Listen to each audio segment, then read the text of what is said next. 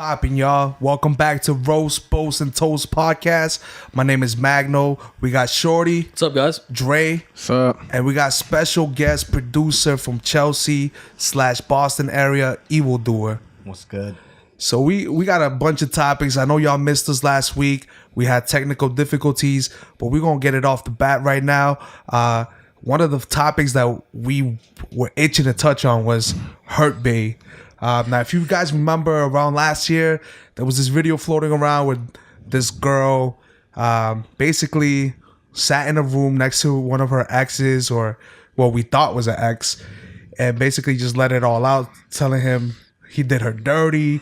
She cried. He looked like the bad guy, and they met up again this year for the 1 year anniversary, and it didn't go as planned. I watched it and I didn't expect it. I thought it was gonna be more like, "Oh, where have you been? Like, how have we grown?" But nah, they dished out some dirty laundry that I wanted to hear in the first video. So I think it got better. Yeah, I mean, like, for those of you that don't know what we're talking about, just look up the hashtag Hurt Bae, BAE, and you'll see the videos pop up. One of the things that I got from that is I'm with the guy on that.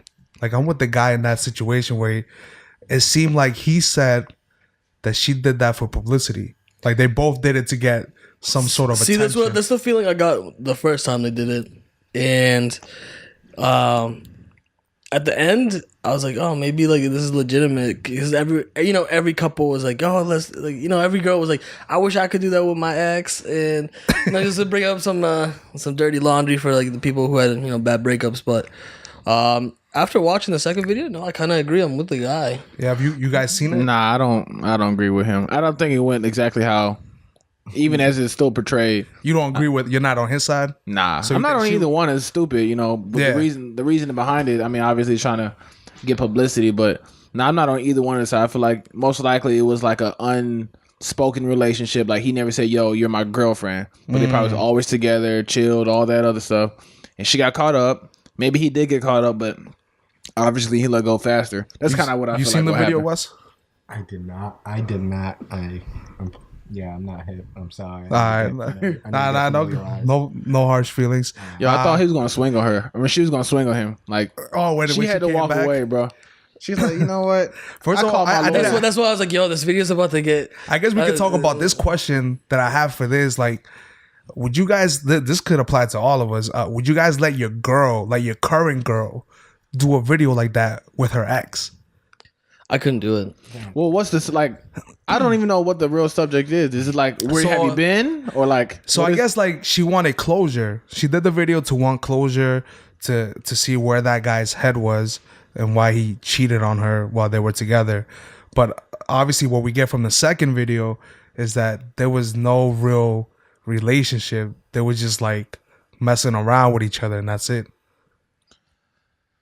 I wouldn't mind. What if there was money involved? She don't need closure. When you that dope, bro, you know what I'm saying? What if there's money involved? I mean, I get the money involved, but I think it's also like, if she needs closure, why is she in a relationship with you at that time? That's true. But if you built a certain way, you know what I mean, like Ford tough, you know what I mean? Yeah, she but forget. Think about this: like, your girl's already with you. Yeah. Why does it matter what she did with the press? Yeah, that's what I'm saying. Like, that's why I don't really see a point of doing it. But I don't. He said he had a girl, so I don't know what's going on. They both were in relationships. Oh yeah, actually, the girl, she's dating a guy who did a skit about her. Like, he did like a I forgot whatever it's called, but he tried to play her, and she's dating him. I think the reason I side with the guy, they know how that's how it worked. You're like, yo, I'm just gonna play how I want you to act around me. I feel like the reason I side with the guy is because, one, it seemed like she did do this for publicity. She's a model, so she wanted exposure. And second, I think I side with him because it seemed like she got attached, but he didn't. It seemed like a kind of like a weekend, let's vibe type of thing, and she just got too attached. My thing was that in the first video, it was all about how he was like the ultimate bad guy, but we never really got like her perspective on it, and I guess his version Yeah. of the story. It was more like, oh, you cheated on me. Why did you cheat on me? It's just her just interrogating and him answering.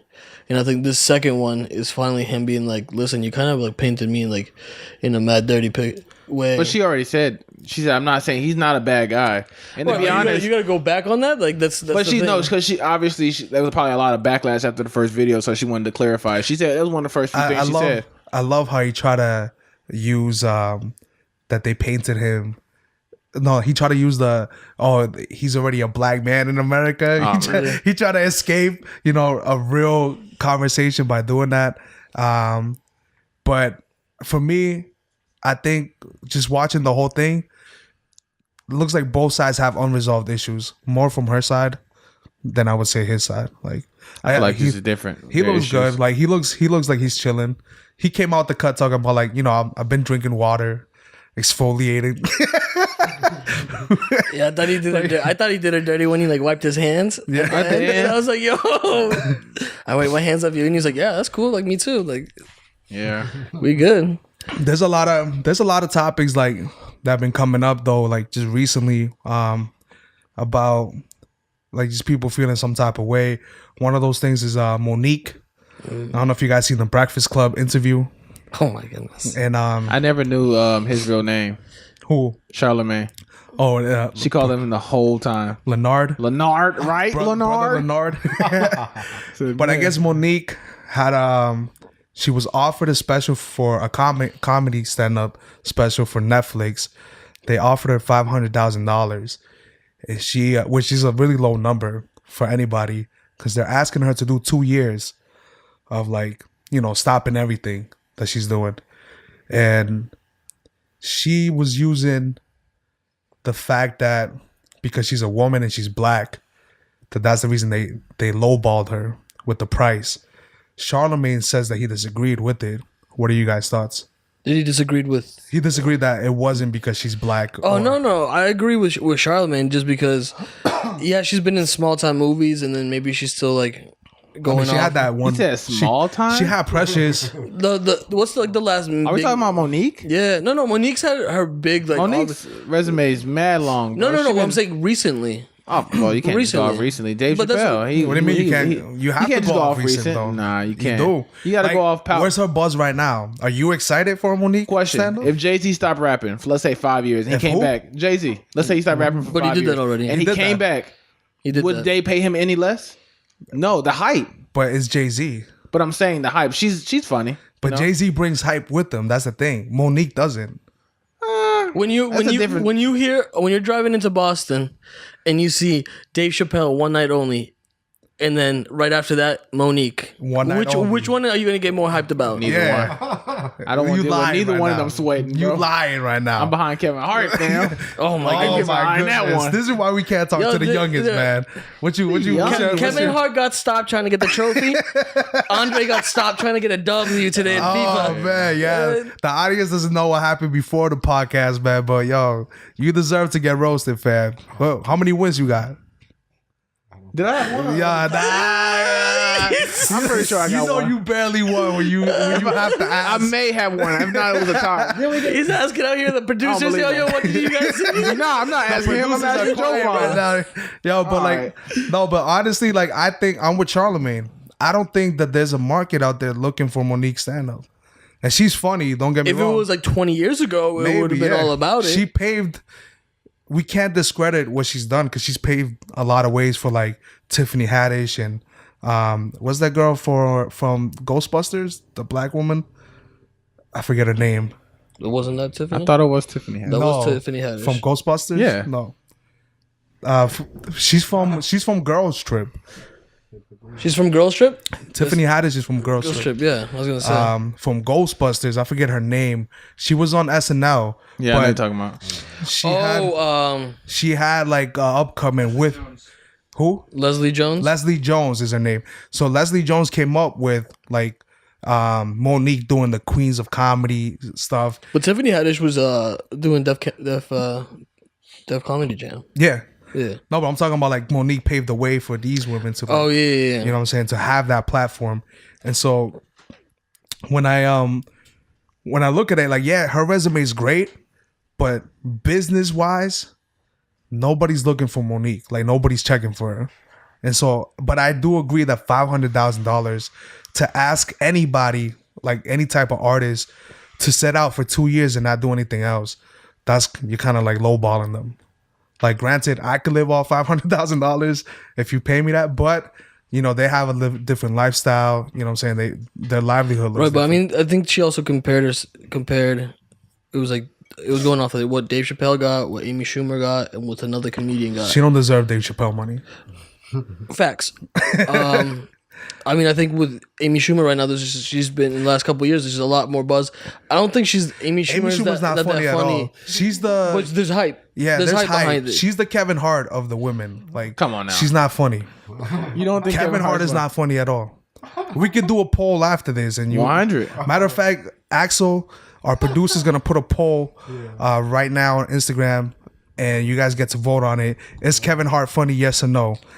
He's not funny. I think. I mean, it depends on what you're. I think for me, it depends on what you're talking about. Like Kevin Hart, situational. He's a very situational comedy guy. So like, if you think about the situations you're in, he hits it. He can roast. He hits it like on spot every single time. But if you're like thinking about like some more traditional stand up, like Dave Chappelle, He has his own style. Yeah. That's what I'm I'm saying, saying. like, it's different if you're comparing it that. Like, I feel like Dave Chappelle is like up here, and then you got Kevin Hart somewhere down He's there. up here in what? And as In far as height? comedian Like, what do you mean? Like, height? as in, and height and height, you said. I don't know about that one. Has he ever sold out a stadium, an arena? Who? Dave Chappelle. Dave Chappelle didn't try. Why not?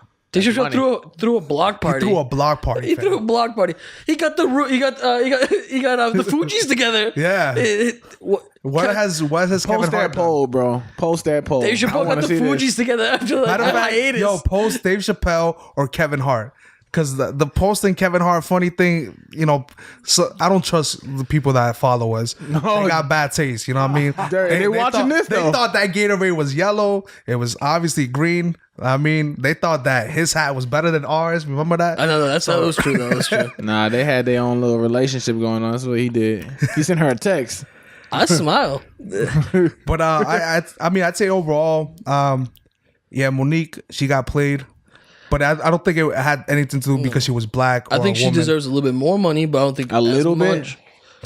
What's the point of having a She resume? deserves at least 5-6 million, I would say. Because if Amy Schumer got 13 million, and I don't think Amy Schumer's funny at all, like at all, and she deserves like 6 million. But she doesn't Why deserve don't they anything. just switch? Why don't she can't get paid $500,000? Who? Amy Schumer, man.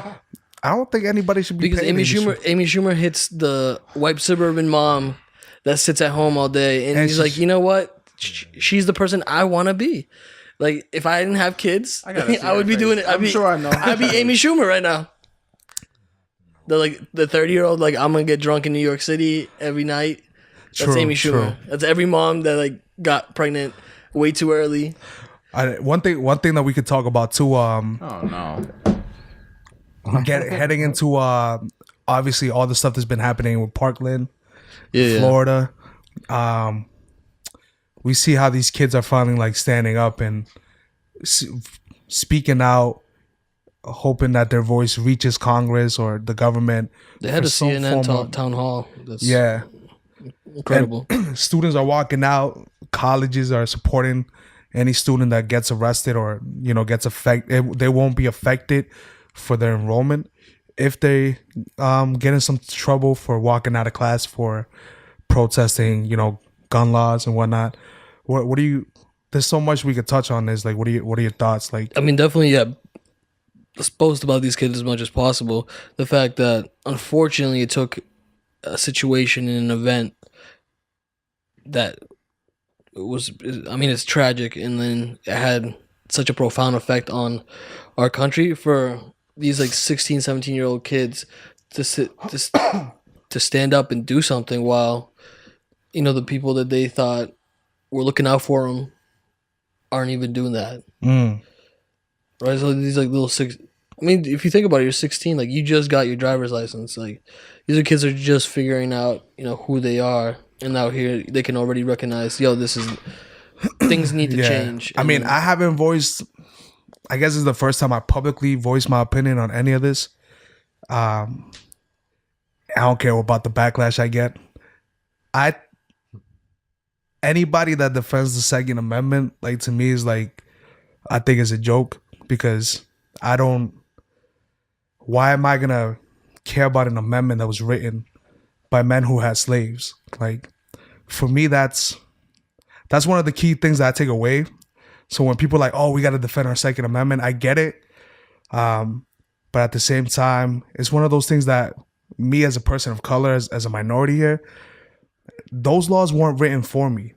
I lived 24 years without having the right of being able to own a gun here, and I'm fine.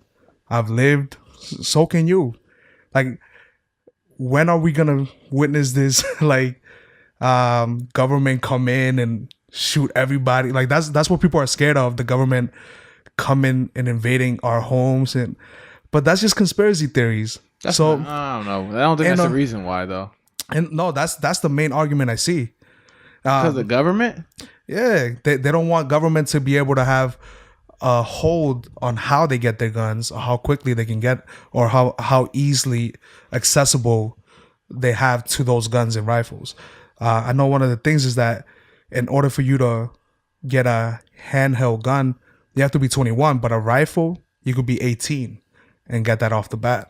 I think that's just a shot. Oh yeah, the reason why I think is because it's easier to, I guess, hide a handgun. That's why they make it a little bit harder. Yeah, that makes sense, but I think it should be equal across the board. You know what I'm saying? Like, I'm not asking for government to take away your gun rights, but there has to be obviously a way to make it harder to get it out of the wrong hands. Like, and that's what people can't see, that double standard, that second perspective. It's more people just being selfish, in my opinion, where they're like, oh, this is something I really enjoyed and I had the access to do, and now you're going to take it away. But at the end of the day, it's being taken away because it affected. Maybe you weren't affected directly, but like, wouldn't you want, would you want that situation to happen to somebody you know? No. So like, why would you be against it? Right. When it's going to make the overall thing a lot safer. That's why you gotta take your personal feelings out. So what about cars? You know how many car accidents there are? You gonna take away cars? I have a gun, but they take away your license. They take away your license if what? If you get in a car accident? No, if you kill someone with a car, like, so. But I'm saying your license revoked. So in the same way, that should apply. I mean, there's consequences. There's consequences to everything. Your insurance goes up. But I'm saying, you're saying to restrict gun laws. A lot of people don't get their guns legally, so it wouldn't even really matter to the one. And a lot of people who do get guns and are doing like these shootings and stuff. So that's why there has to be stricter gun laws, because who's selling them these guns? People that own guns legally, and they're scratching off the cereal. So then what? Then how would, like, what type of example of stricter gun laws would you like? I think you should limit how many guns a person has. There's no reason you should have more than 2. Like, you really don't need that many guns in the house. Like, I don't even think you need more than 1. But that's just me. I'm being friendly. You live a different type of way. That's why. How many guns do you think you should have? How many guns? As many as you would like. Do you have guns? I have a 1. Yeah. And what was the purpose of it? Like, just self-defense. From what? From whatever I need to defend myself. Like, what? What are you putting yourself in that you need that? You don't always put yourself in the situation. There's people who rob rich people. You think they put themselves in a situation? It just happened. Life comes, and sometimes you have to do what you have to do. Yeah, but that's why they have security detail. What? That's why they have security detail. What does that mean? Well, let's take it. If you're famous and you got money. Oh, I'm not talking about famous, but I'm saying, like, if you're a regular, just rich person, you're not gonna just have security for no reason. But what about this? The guy that shut up Vegas. My guy had like 16 assault rifles. That wasn't him. Bro, he was 80. Who was that? He was 80, bro. You know how many guns they said he had? They said the bags were like a freaking 80 pounds each. That wasn't homie. So we're not gonna get into that. We're not gonna get into that. But I'm saying, have you seen an 80-year-old man carry an 80-pound bag? Let me see this man. Yo, homie on steroids. If he had military experience, I wouldn't be surprised. He didn't though. Isn't that what they said he was? No. He had military grade rifles. That's what he did. And how did he get it in there? Well, that's neither here nor there. That's not one of the topics. But Yeah, I don't know. I feel like we should. I don't like limiting rights. Yeah, sometimes it does suck. There's some Like I people said, have I don't easy care access. much about these rights. These rights were written by white men that, did not see us as humans. So to me, like, yeah, some of these rights are great and dandy, but they did not have me in their minds when they wrote it. So for me, anybody that uses your amendments is all good, but they weren't written for me. So at the end of the day, I don't respect it. Like, but I don't care about the res- amendment itself. I just care like. But I do agree with you. We should have the right to own a gun. Yeah. If you want one, yes, and it should be in the hands of responsible people. I think it just should be a little bit more strict on how easily you can get one. I mean, obviously, yeah, if you could get one, like, you don't get one legally, well, then, yeah, it's mad easy. I mean, technically, they're pretty, like, especially like Boston. Bro, They're you pretty. You don't need a license in New Hampshire. I think one of the, well, we're not talking about New Hampshire. New Hampshire's a different type of state. one of the biggest That's things, what I'm though, saying, though. what's one of the biggest things that you think causes it? For me, I think like the school culture, like the bullying, I think we also. the outcasting of like certain people that we may find I think different or this may be a topic we can hit up on a little bit more in depth maybe next week, but I think it ties in heavily with like mental health and that being a little bit more becoming aware, like now DeRozan yeah. and then Kevin Love both coming out and saying like, hey, this is stuff that we struggle with. So I think people becoming more aware of like more influential people also struggling with mental health. Like, yeah. 'Cause, I mean, I think that was an issue as well with the shooter at in Florida. I do remember in school there was this kid that people used to bully, and like he had some sort of like he had autism, but there was a specific type that he had. Asperger's? Maybe. But I do remember like him just being like very upset for the smallest things, and I do think that still thrives in schools, like the bullying. I never got bullied, so I can't speak from that experience. But I know my little brother got bullied because he used to come home beat up. So, like, but I don't know. Have you guys had any experience with bullying or I never got bullied. I mean, I've been on both ends of it. I'm not gonna lie. both ends? I'm guilty, yeah. No, I've definitely made fun of people. He was like 4'3", bullying people, bro. It's But I'm also- disrespectful, bro. Bro, I bullied you on FIFA, so that's good. Tried a good comeback, man. You say you're guilty of what? Of being bullied. Being bullied? Yeah, I used to, some reason I was picked on. I was the skinny kid, nerdy kid. I like nerdy stuff. This was in Chelsea High? Nah, Chelsea Middle School. I went to high school in Boston. That changed, though, when I went there some reason. I don't know why. The location matters some reason. But yeah, bullying sucked. Chelsea did have his bullies, man. I remember the Puerto Ricans calling me wetbags in school. Like, yo, they Yeah, even heartless. I Yeah. just want to know how they gonna call you a wetback. Like Puerto Rico definitely is like over some water as well. But the The thing is, meaning like, behind wetback. the meaning behind wetbag is that you cross the river to get here. So your back is wet Yeah. when you get out the My ocean. elbow wet too. But I mean, when they go to the beach, their back is wet. They're Too. also already citizens. But they're also like part of America. of the U.S. Yeah. So it doesn't count for them. But one thing to get off all this like Tense. intense. The Oscars were yesterday. We had Jordan Peele win Best Original Screenplay, and first. Right. There you go. So we had Jordan Peele win Oscar for original screenplay. I was excited. I didn't think he was gonna win one because the Oscars don't like to give him, give good movies any awards. And Michael Q was excited yo, too. he was excited. Yeah, he was If you don't have a friend like Michael Q, like yo, you need new friends because he was excited to see his boy just win that. Although I think what was he? He had best director and then best picture. I think they made the right decisions with the best director. And I haven't seen the movie that won. What was it called? The Shape of Water by Guillermo del Toro. But I haven't seen it. But it looks interesting. You Looks know. like just your classic Guillermo del Toro like, video. It's Yeah, kind of I'm- weird, kind of like, but like really well made. a woman having sex with like a fish. That's what the movie's about. I hear. I have no idea, and she's deaf, so I don't know what kind of stuff he's into, but you know. He was definitely strung out the whole time he was filming. But shout out to Jordan Peele, man. I'm excited to get out one, at least He was, one. he was also the first African American. first African American to win that. I think there's been 4 nominated altogether in 90 years. So the Oscars need to do better. Like, but all I mean, in all, like the minorities won though. Guillermo del Toro. true. It was a night of minorities. We had Coco win. Minority. Kobe won. Kobe won. Kobe Kobe won? won an Oscar. He's tied with Leonardo DiCaprio for one. That's crazy. But yo, not hopefully watching no LeBron Oscars. wins one. But up next, man, we're gonna obviously talk to this man right here, EvillDewer, and Hello. we're gonna get to know a little bit more about him. So stay tuned.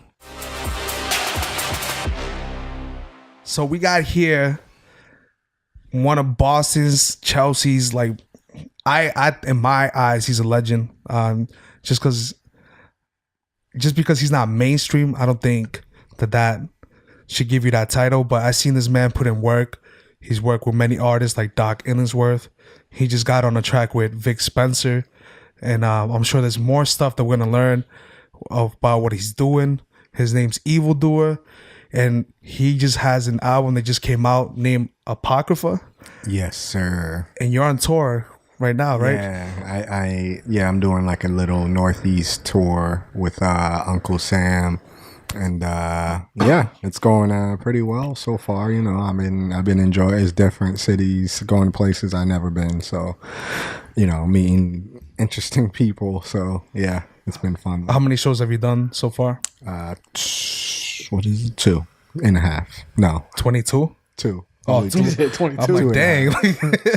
Getting in money. And we got one. Well, he's gonna be on the next one on the 8th, and we got a bunch more. It's basically just started. So Just started. Yeah. This one this Thursday, March 8th. Good Life. yeah, that's I'll be there performing. I know you guys probably didn't even know I was a rapper, but I spit a little. he knows how to spit the rippity rap thing sometimes. Cat hat. You know I got it. He knows. I'm okay with the rhymes, but why did you choose the name Apocrypha? Like, I know what that is, but I wanna hear like why you chose that particular Wow. name.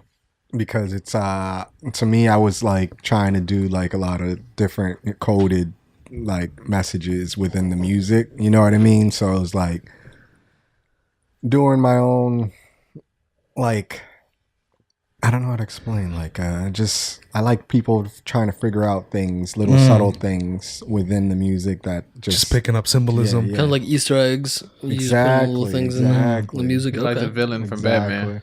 Yeah. Riddle. So Does it tie into any like religious background I or? was asked that question. That's good. It actually doesn't. No. Doesn't? No, it would seem that way, but I'm a spiritual person, so I prefer, I believe in everything. So I feel like it is everything. It's whatever.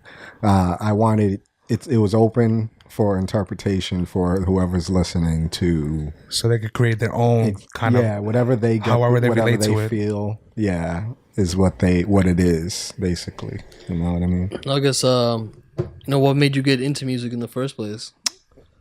Let's see. I mean, really, I remember doing it. I was a visual artist first, like a painter / graffiti writer, and I hung around a lot of different artists that did many different things: b-boys, rappers, MCs, producers. So, I was a graffiti writer, so I would be the dude doing their backdrop or something for a video or whatever have you. So I was in the culture, so to speak, all around it. And then just, picking it up one day, I remember hanging with my friends. I was always listening to hip hop, since as far as I remember, like 8 years old. So I was just around my friend, he would come back to work. He's a painter. He was a painter too. And he'd come back and he'd be like, yeah, he'd bring a CD of beats basically. And he'd just be like, yeah, man, I just did these beats, on Fruity Loops, and this is back when Fruity Loops just started, like literally like Fruity Loops 1 or 2. And yeah, I was around that, and the dude was just like, I was listening and I was like, I can do that and I want to do that. I just didn't have the sources or the material or Equipment. Exactly. So, you know what I mean? Once he burned me a CD of that program, and it was on and popping. I just popped it in, got my laptop. One of the things that your work reminds me, because I hate comparing like music artists to other music artists, because like I know sometimes people don't like that. Like I hate when someone says I remind them of Immortal Technique, and they only say that because he's Hispanic and he raps. But your work reminds me of like Basquiat's work. Oh wow, that's like, a big compliment. Thank you. When I hear it, like, because you have like different elements to it that sometimes it may not make sense to the person at first, right. But the more you see it and the more you hear the message behind it, then you get to see like, that's good. You see what it looks like. You see it for what I was going for, basically, which is good. And Basquiat, that's a big honor. I mean, hopefully one day I'll be on that level. But to me, I like to compare myself to just, I don't know, myself, my personality. When you're starting out though, you're going to get inspiration from different other people that you're pulling from, whatever you're listening to, whatever you're watching, whatever you're doing visually. It doesn't have to be music. It can be anything with the arts. Even so, just go out in nature and see something and be like, I just want to do, you know what I mean? So yeah, that's, for me, that's, yeah. Now, I get asked this a lot in my circle. So people, I know why you named yourself EvillDewer, but people want to know why. Because you don't even do, like, you're the nicest guy I ever met. One of. Yeah. But like. Yeah, no, I've met you for like maybe an hour. I'm like, like this guy wouldn't hurt a butterfly. But why the name EvillDewer? Like, where did that come from? It's a common question because it seems like it doesn't fit me per se. But then, I mean, of course, when you hear the music and you don't meet me, you'd probably be like, okay, yeah, I hear it. But then, it's like the opposite in person. But really, it's like my way of I don't know. It's my way of expressing myself in a way where I can't, because me as a person, I'm a little restricting as like my personality. You know what I mean? There's certain things I can't do as a human, or that like even on day-to-day basis stuff. So I feel like this character, this EvillDewer guy, is superhuman or above or better than what my name's Wesley. He's what you would aspire exactly to be. Better than way better. So like your alter ego. Exactly. So it's like, you know what I mean? Like when I, take the suit off or, whatever, I'm like Clark Kent, basically, or the villain. Either way you look at it, I'm doing music for good. My intention's always good, of course. But there's going to be people hear it and they say, oh, it's very dark, or, you know what I mean? I mean, like human nature in general has both good and dark. You need the yin and yang. So I give you, a little bit of both in order to, understand yourself more as well. It's not about me in the big wide spectrum, so to speak. It's about everybody understanding what they like. If they don't like it, they can always, there's plenty. I never take anything personal, so you know what I mean. I just say go in with an open mind, listen to it. If you like it, then there you go. I know you touched upon a little bit about some outside elements that inspire you. Some other things growing up, where I know there's been other people I've talked to that make music that a big I mean, for me, I know like I grew up on like Dragon Ball Z, anime, and in sports and stuff like that. So I know a lot of people that's like those sounds influence them a lot. Is that something similar for you? Yeah, that's a big part of it, man. I mean, I grew up watching all Dragon Ball Z, Dragon Ball GT, freaking like shows like Inuyasha, shows like random, like, I love the Batman series, X-Men series back in the 90s. I love all the, you know what I mean? Like to me, that was my childhood. That was what inspired my art, actually. So, like, before I even got to the music, I was drawing those people, you know what I mean? I was into that. So I was just like, when I was able to interpret that in a different way, it got real interesting, you know? You've done like countless projects. Do you have like a couple or even one or two that you felt like were your personal favorite? Like those were the ones you had the most fun or just even personal attachment to? That's a good question. There's definitely a couple that, you know, that I probably just feel great about because I didn't have any restrictions on what to do on, you know, anything, but not that I ever put them on. I just, for some reason, some of them I had more freedom to do whatever because I was in a different state of mind. So, but if I had to pick a couple or one, I would say Crown Chakra Rocker one was my favorite one. That's a dope project. Yeah, I would say that because I don't know, that one just was. I don't think I was ever able to match it in that same, you know what I mean? Like same vibe. That was that, and then I just kept it at that, and then left it alone. But I feel like that's something that I was able to express in a way I felt good about it, you know?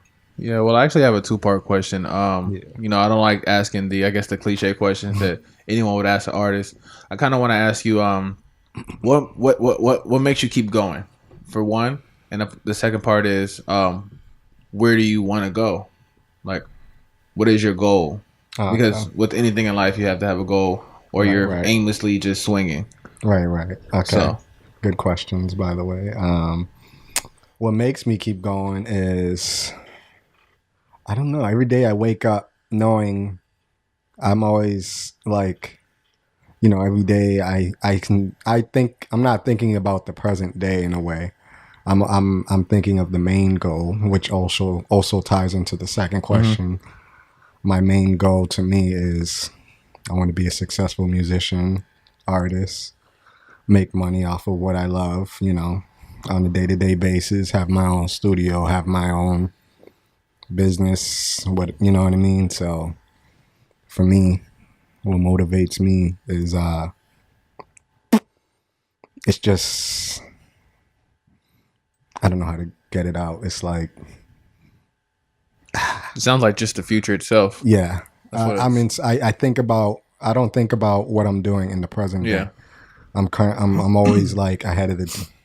You're not living for today, kind of type. Yeah. Okay, that's pretty good. Exactly. I'm sorry. I was just like thinking. No. I think I get what you're trying to say. Like the hype of like where you know this will take you is what kind of what fuels you. You're like, yeah, this is. I know I'm gonna be big because this is what like exactly. So he gave me more thoughts about it. So like when I'm on stage performing or something, I get this adrenaline, this feeling, this rush. So whenever I do that, that's part of what motivates me, inspires me to want to keep going. I'm like, oh, that feeling that, you know, I want to do that all the time, every day, or, you know what I mean? I'm addicted to that high, I guess you could say. So to me, that's a big part of it. Yeah. So I was gonna say so now that you said like this tour is something new for you. The songs that I've listened to you that you've produced, I noticed you do like do you run it through like an analog? Like keep it kind of analog? Yeah, I do. Yeah. That's good analyzation there. Yeah. So now that you're trying like new things and touring, are you trying to evolve the sound a little bit, or kind of keep it with that, you know, analog sound and seeing what you can do with that? What I do is I do evolve the sound, but I incorporate both. I have to have a mixture of the past and the present. So I'm doing both. You know, I'm sticking to like, there's a certain warmth, beefy analog sound that analog has, but you know, you have to be up to date with the digital as well, because mostly everything's digital, you know, on phones or computers. So. One thing I like about you is like, I notice you don't follow the wave. And what I mean by that is like, you have, in the mainstream, you have the trap beats. And then in the underground, you have this scene going on right now where it's just a lot of like dusty loops, no drums. Yeah. But you seem to not even follow either or. Like you're just doing like your own thing. You don't even quantize your beats. And for those that don't know what quantize is you basically have like a drum loop and you quantize, and it's like when you perfectly fit it so it could loop perfectly. But he actually plays the drums live. I do right? everything live. Yeah. So sometimes it may sound off, but it just gives it that natural feeling. Like that's something that Dilla used to do. Yeah, that's true. Yeah. Is that who inspired that, or? He is a big part of it. Yeah, I definitely was. Yeah, once my boys put me on to Dilla, it was over. It was a wrap for me because before that, I was into like primo, like Pete Rock, they have very quantized. Of course, drums, it was hard hitting sound, but yeah, when I was introduced to Dilla, he slowed it down. He smoothed out the beats. He showed you that you can, get loose with it without being so, perfect. Yeah. Uptight, yeah. So, technical. So that, to me, I took that and you applied that to what I was doing. And I was just like, why, if the music is supposed to be like, and when you hear it, it's like, when everything has a different head nod to it, like when you listen to it. So whatever that feeling is, like I want to put it in, like whatever I'm feeling my body, like I'm gonna literally feel it out instead of letting the computer do it. So I prefer to physically add that real aspect to it. Well, sounds actually pretty dope. Actually, the whole time you were talking, because I can already, I haven't had a chance to listen to your music, but I know I'm gonna definitely take a look at it. But a question I wanted to ask is, I can already tell that your music and your style, it's different. What about your just like you coming up? What would you see yourself doing different than any other artist? Like, again, because I know your sound is different. So, for example, Chris Brown, he sings, he raps, he paints, he dances, whatever. He's kind of different than any other artist, even though he's the same. Like, what is you? Like, what would you add into it, even if you haven't done it yet? Well, I mean, the funny thing is I do incorporate a lot of different aspects already because I am a graphic designer. Yeah. I haven't stopped doing all the other stuff. Okay. So I'm going to be a painter. I'm going to be, I should say, full-time artist in general because, what I mean? Yeah, exactly. Like people come to me for literally everything. I record, engineer, master, graphic design, paint. Bars though? Bars. We need to hear the EvillDewer bars. He can rap. I'm not gonna say what's happening, but something's happening. Okay. But all right. But that's under wraps, and you guys got the exclusive. I'm not gonna say that ever on anything until it happens. So. All right. So besides that exclusive drop that we got, what else is next for you? Like what else are you trying to do in terms of in terms of projects and tours? Well, yeah, I mean, I do got a lot of stuff. Right now, I mean, I got a couple things. Well, let's see. I got a cassette that I can't see. I got these things coming out, but I can't discuss too much. There's a lot of stuff. Yeah, there's a lot. It's because, I mean, it's happening. It's just they wanted me to keep it on the wraps. Busy season, huh? So, yeah, let's just say there's about for the whole year in general, I'll probably have about 10 plus projects. Yeah. And I mean, that's not just solo me, of course. I'm producing for other people. And hint, hint. No, I'm just kidding. But we have a project. We could talk about that. Okay. But yeah, there's definitely a lot of great stuff that I'm excited to be releasing this year. I feel like this year is a great year for music for me and my people and my all the people I work with around me, everybody in general. Just it seems like the energy is great in the city or Boston in general right now, and everybody's getting creative, getting loose with it. So yeah, I feel good. What's how can anyone get in contact with you if they were interested or listen to your music or any of that? Like, how do they find more about you? Good question.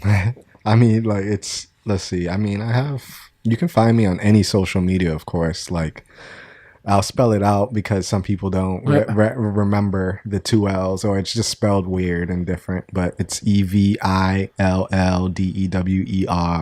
and you can find me on all social media accounts with that EvillDewer. I don't need to, it's spelled that way. We'll make sure to add it on the link in the bios for our stuff. So I don't need to break that down, but you guys, and then, or you could email do what you love at Gmail, and then boom, we'll be in business that way too. Okay. Now, how do you? I know I lived in New York for a couple of years, so I was so like you can see like the music scene, constantly popping in New York from the guys, trying to get you to listen to the mixtape on the corner, telling you about like, yo, I'll send you the SoundCloud link. Right. Yeah. Boston kind of gets like this, kind of thrown to the side a little bit. So how do you feel the scene is right now in Boston? And there's been a couple acts that come out like Cousin Stiz and some other people as well. Now, how do you see it now, and what do you see in the future?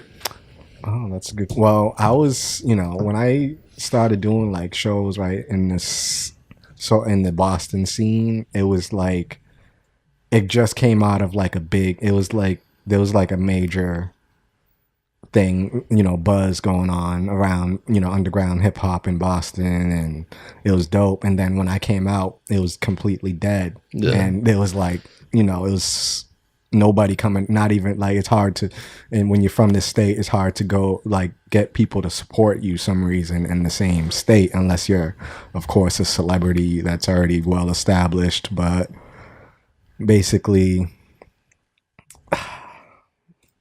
can you read it? Yeah. So it was how do you see the Boston music scene now, and where do you see it going in the future? Well, yeah, basically in the future, yeah, I think when I came out, back to where I was, it was dead, and I saw the progress. I saw a lot of the artists coming up, and I was a part of it a little, as well as Magno and a lot of other people I knew. We were like the guys like trying to get backstage, trying to get on with the people that are already like doing it, you know what I mean? And it was interesting because during that time it was just not popping, and then out of nowhere, I guess events happened in the city like a lot, and it's unfortunate to say, like when the Boston bombing and like a lot of stuff like that happened, like, or just media things in general, like people started paying attention, movies started being made a lot over here, attention again more, you know what I mean? So Boston has been getting more recognition as of late. So then I seen the scene kind of growing in a little, in a way, people been paying more attention, more media, online blogs and all that stuff. So from there, people, you out of nowhere, just people started, noticing that there is talent here. Yeah, right now, like, we're one of the most looked for scene. Right. Like, in the underground, like, you got the UK messing with us. New York is always showing us love. Exactly. And LA is looking like they're shining light on us too. So there's a lot of like places showing us love. It's not just Cousin Stiz, it's not just Joyner Lucas. It's good to see them popping, but there's other artists here that I could give them, like, if you give them a shot, they'll shine too. Oh, hell yeah. Like 20 at least. Yeah. One question I have to like wrap this up. I don't know if you had anything else. Yeah, the one thing I was gonna add to it is, with high schools getting a lot more support for like their arts and trying to push creativity on kids. Is that something you want to give back? Oh, definitely, yeah. To me, that was a big thing because, well, I went to Artists for Humanity out in South Boston when it started, basically, and it was basically people giving, to the kids, like teaching us how to art, do art, and then, they were teaching us a good way to express ourselves. So I want to be able to, like, there's so much I want to do for, like, even just like, of course, the world, but like, I want to start in my community if I could, like in Chelsea, where I'm from. There's not a lot of art things going on. I mean, now actually, I see a little bit happening. People are, you know, getting a little more cultured and, or at least trying to, you know, trying to do that, trying to put that in the city, which is great. But I want to involve more if possible. And when I do get the opportunity to help in that way, I'm gonna definitely make sure I do whatever it takes to support anybody that's trying to elevate the art scene in any way. You know what I mean? Yeah. Would you say like what Boston needs is like, I guess, more events to highlight you know, the music and just the arts in general? Yeah, I was gonna say they don't have a lot here because I do photography.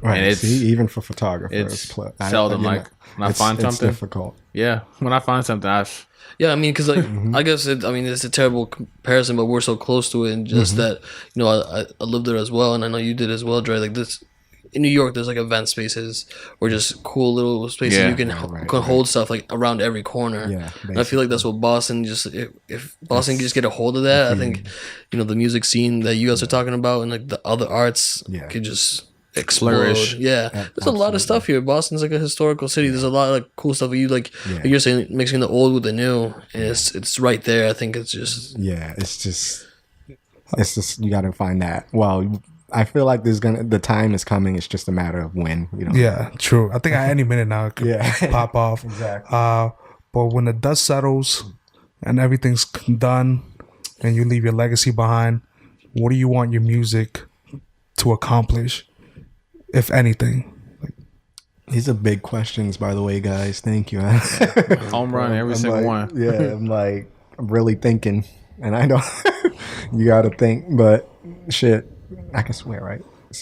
Do you? All right, then. What do I want to leave behind? Like, well, really, I just want people to take that. You know, to take that you can. It doesn't matter where you come from, what background it is, whatever you're doing. You know what I mean? I was just some Chelsea kid, you know, struggling in the streets, just like trying to find a way to express himself without doing anything violent or anything like that. So really my main message is like, you can be what you want to be and push yourself to be the best you can be without even like, you know, don't allow, like, people always used to try to hold me back as a kid, but don't let nobody's negative words or thoughts or feelings of anything, because that's their insecurities projecting on you to stop you from what you want to do or get, and make sure you get it because you can, because it's out there and the universe is telling you you can grab it. It's right there already. You just got to manifest it. Word, I agree. Don't give up. Pursue your passion, and you know, it's not going to be easy, but the progress is going to be great, and learn to enjoy the process. Thank you for coming. Thank you. And thank you. this wraps up this week's Roast, Boast, and Toast podcast. Peace. Peace.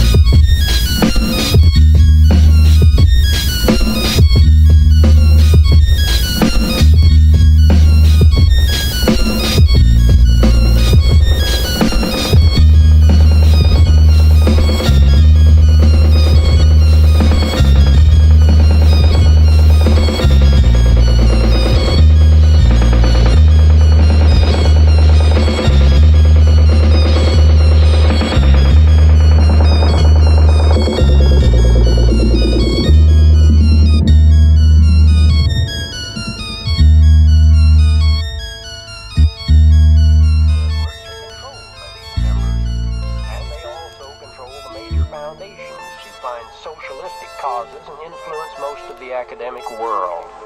And the CIA, as we keep pointing out, simply acts as their own private police force. Many of these people are on the Trilateral Commission, which is geared to hasten a one-world money system, bleed Americans' financial strength, and keep a communism strong.